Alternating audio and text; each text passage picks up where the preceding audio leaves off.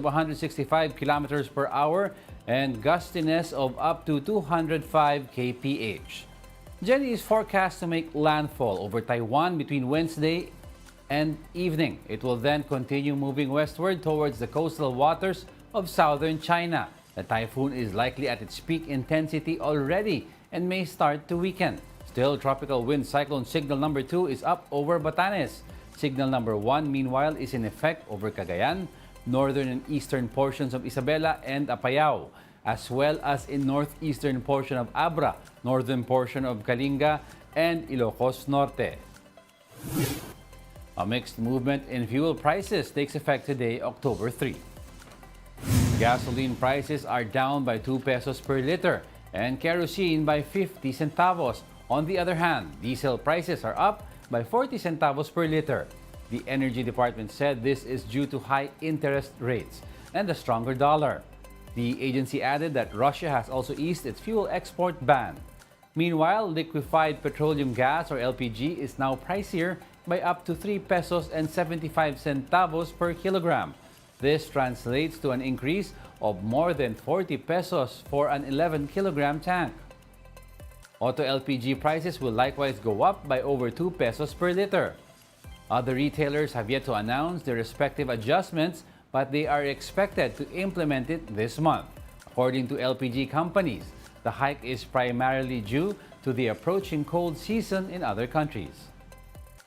Ito naman is historically, every time that we are on the Burr months, talagang ito yung usual na trend ng LPG pricing because this is the last, we call it the 4 months of every year na nag-stockpile yung mga bansa na may winter season. So, dito nag-start yan sa Burr months. That will be up to December. And then the price will start to go down starting January next year. In other news, a Filipina domestic helper in Saudi Arabia was found dead with multiple stab wounds. The victim was identified as 32-year-old OFW Marjoret Garcia.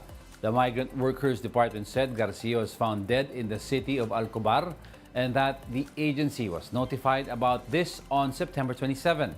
The suspect is her workmate, a Kenyan national whom the Saudi police believes was jealous of Garcia.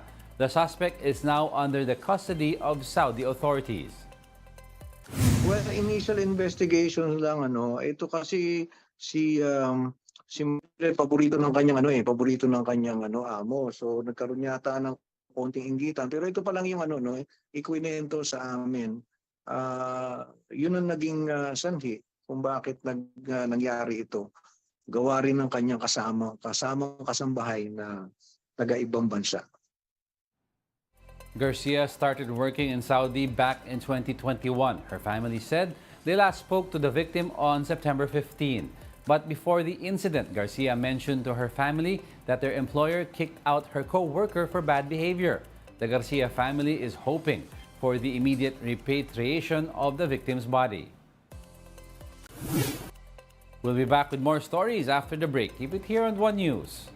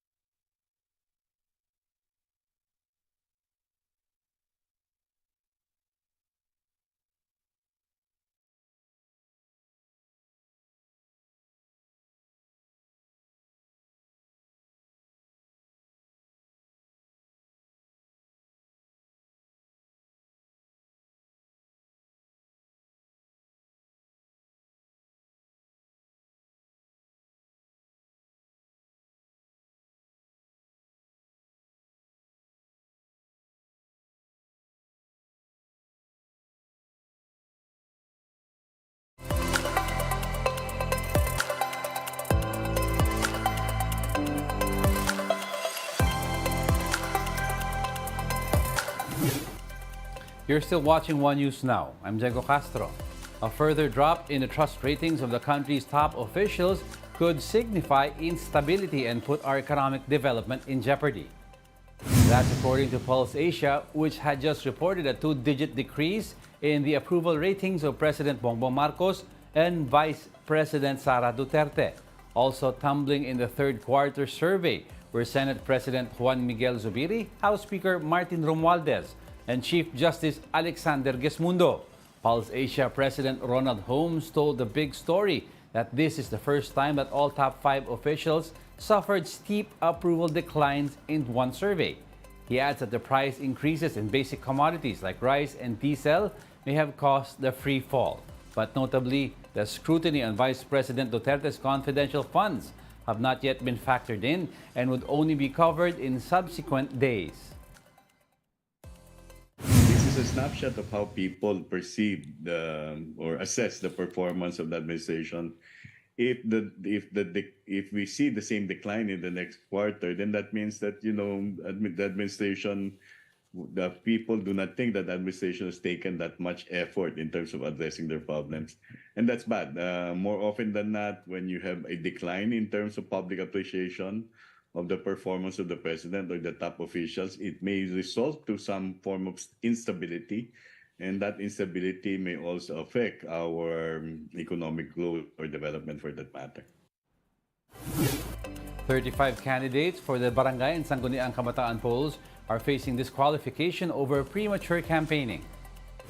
The COMELEC has issued show-cause orders to nearly 4,000 barangay and SK candidates who may have jumped the gun in terms of campaigning. Of that number, 700 have responded to the court order, while 35 have already been slapped with disqualification cases. The Commission says these numbers could still increase as it continues its crackdown on election offenses while we approach the official start of the campaign period on October 19. The case is submitted for resolution, walang hearing, wala nang preliminary conference na. Diretsahan na kagad kasi total may ebidensya at meron din naman sinasagot. Ang importante, sabi ng Supreme Court, merong opportunity to be heard. May pagkakataon na sumagot. Isipin nyo, sumagot na sila sa show cause order, tapos sasagot pa sila doon sa SOMOS. In sports, Filipino athletes continue to compete at the 19th Asian Games in Hangzhou, China. Filipino weightlifter Heidelin Diaz fell short of a medal after settling for 4th place in the women's 59-kilogram division. Diaz lifted 97 kilos in the snatch and 126 in the clean and jerk for a total of 223 kilograms. This was 4 kilograms behind Chinese Taipei's Guo Xingchun, who took the bronze medal. Meanwhile, the RP Blue Girls fell a couple of runs short for a podium finish after falling to perennial powerhouse Chinese Taipei, 3-2 in the battle for bronze. This is now the 3rd straight Asian Games where the Philippines placed 4th in softball. And finally, some good news. Gilas Pilipinas bounces back with a dominating win over Qatar, 80-41, to officially enter the quarterfinals in the Asian Games. CJ Perez and Junmar Fajardo scored 12 points apiece for Gilas in the win as they now prepare for regional rivals Iran. That match will be today at 12 noon. And that's it for this hour. Join us again at 9 a.m. as we continue to monitor the day's biggest stories. I'm Diego Castro. We are One News, all sides, all the time.